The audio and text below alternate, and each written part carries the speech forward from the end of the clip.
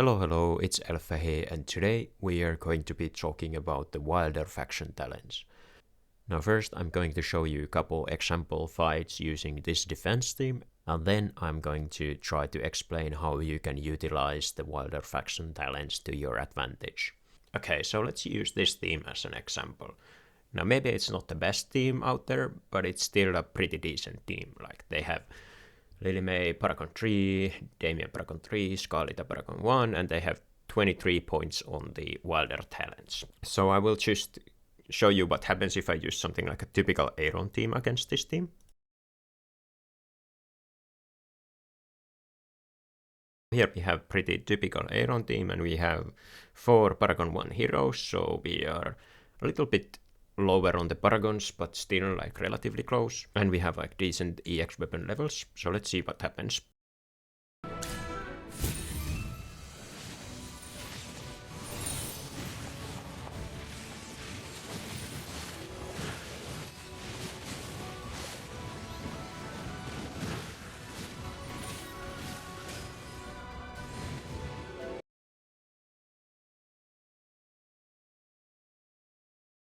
Okay, so let's test some other popular formations.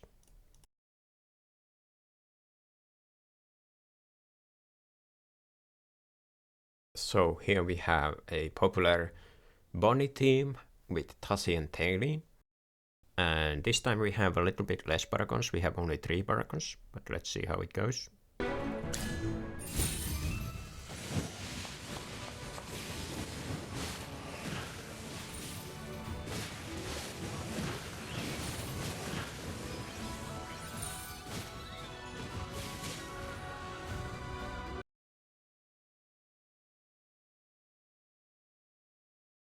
Okay, so here we have a Mauler team. Let's see how this can do.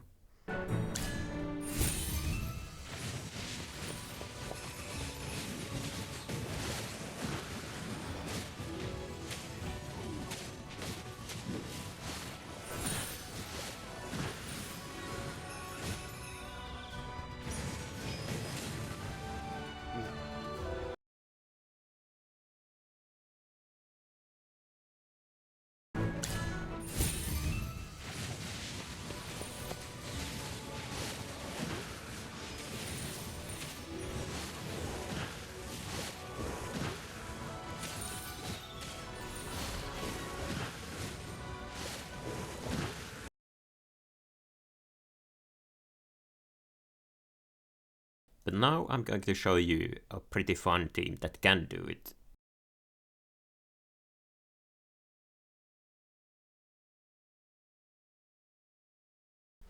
And there we have it. This is all that we need to win against this team. So we have 3 Paragon levels in total.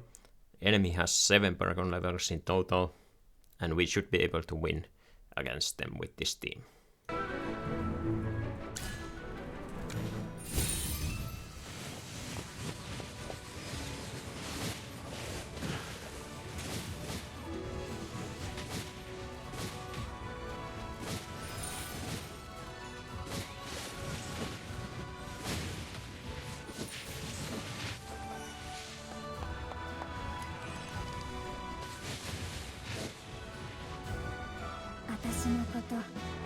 Okay, so let's understand what just happened. Here is how the Wilder faction talents work. So we can see that the prime carriers are concealed, and while a hero is concealed, they are immune to all damage, crowd control effect, and they can't be targeted. So basically nothing can be done to them. And this concealment effect will last for 9 seconds. So for the first 9 seconds, nothing can be done to the 2 concealed heroes that you have.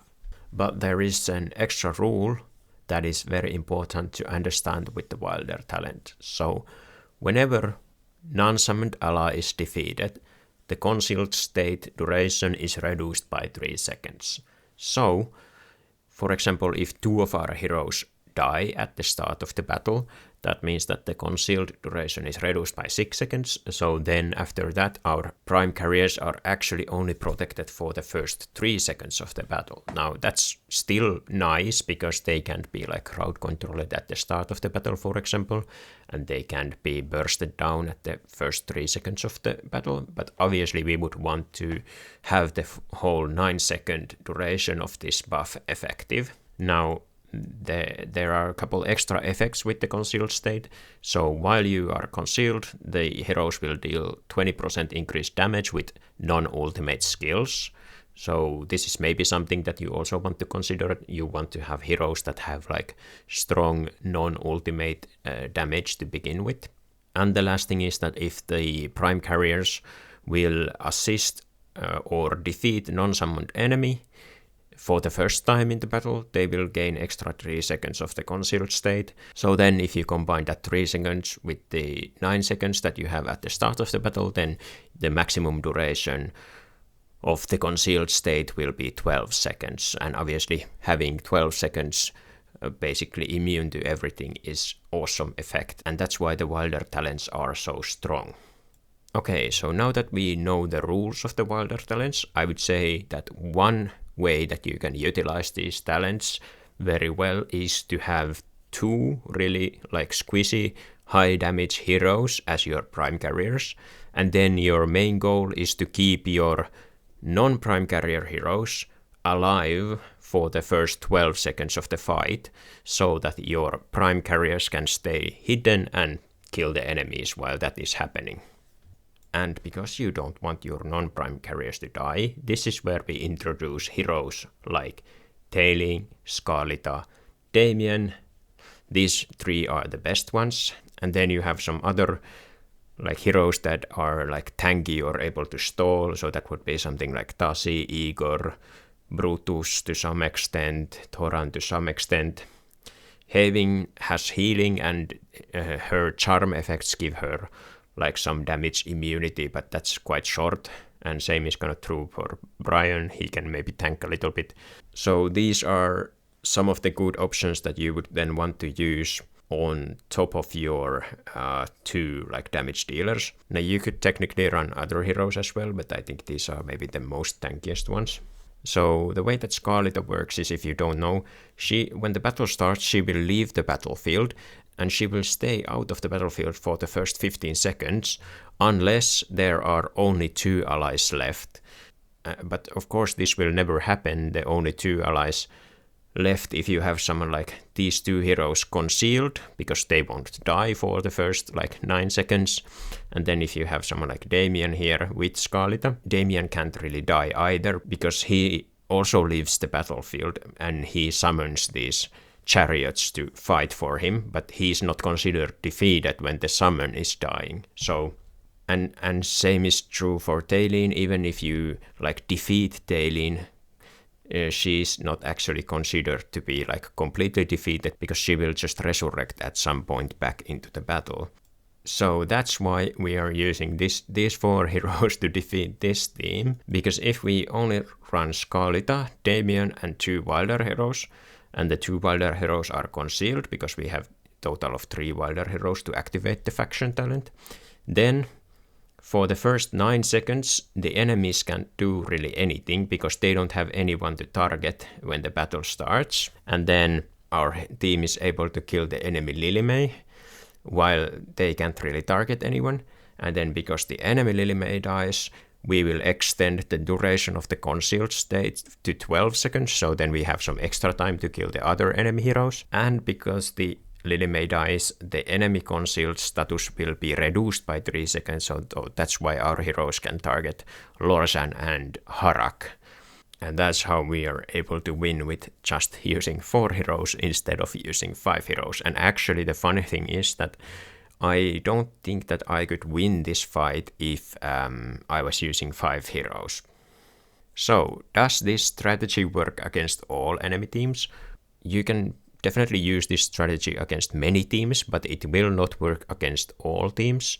If your 2 concealed heroes are not able to kill anyone during the first 9 seconds, then they won't gain the extra 3 seconds of concealment, and after that it's just going to be normal 4 versus 5 fight, and obviously you're probably going to lose if you were not able to kill the enemy during the first 9 seconds anyway. Now, can you then do this strategy with 5 heroes or other heroes? The answer is yes, of course.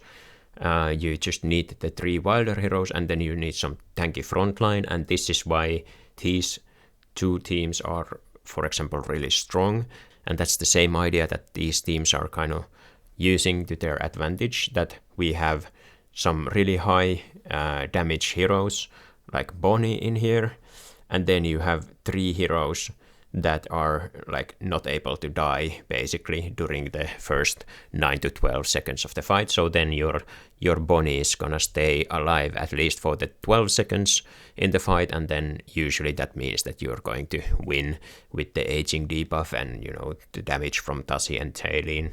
Now, this hero doesn't have to be Brian, it could be anything.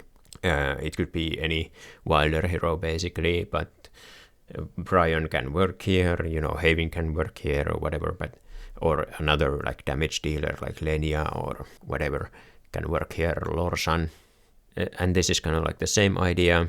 Now, this is not maybe as tanky, but obviously it's pretty tanky because it has like a pesto here. So the idea is just that your Fresto and Scarletta will kind of like tank, and then your Lily May and Lenia will kill the enemies, and the Lorsan Link will help your Lily May and Lenia to kill the enemies.